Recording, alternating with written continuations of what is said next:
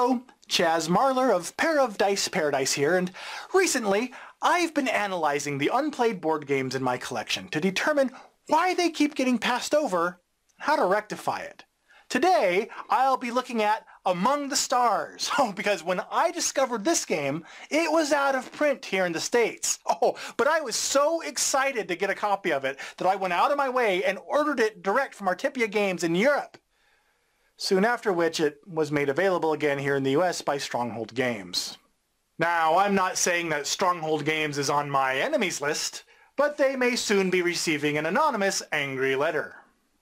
So, after being so excited to obtain the game and going through so much trouble to get a copy of it, once I had it in my possession, it sat on my shelf unplayed for months. Now, I'm happy to say I have played it, but slightly less happy to admit that it took nearly a year to do so. What caused the delay? Expansion overload. You see, in my fervor to obtain Among the Stars, I didn't just purchase the base game all by itself. My order also included the Ambassadors expansion and all of the promos that I could find. And then, after they arrived, I giddily unwrapped, punched, and dumped everything into the box. All together. Then, on game day, we took it off the shelf, tried to learn the base game and the expansions simultaneously, determining which cards and components went with which thing, and got overwhelmed, and ended up playing Seven Wonders instead.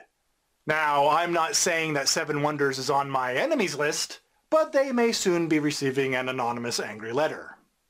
Among the Stars went unplayed until several game sessions later, after I'd painstakingly extracted the expansion from the base game's components and put all of it and its rules aside so we could concentrate on mastering the base game first. Turns out, trying to enjoy too much too quickly actually prevented us from playing it at all. And I know that I am not the only person who has suffered from expansion overload. Why, just last week on the Dice Tower's very own Board Game Breakfast show, Tom Vassell, Sam Healy, and Jason Levine discussed this very thing. Just 1 week before I was planning to. Now, I'm not saying that those three guys are on my enemies list, but Sam Healy actually is on here. Not every game with expansions is susceptible to expansion overload, but it may be nice if someone started a Board Game Geek list of games that are susceptible to it. Haha, which somebody did. Let's work together to list games that should be mastered prior to introducing its expansions, and help prevent others from suffering this version of analysis paralysis.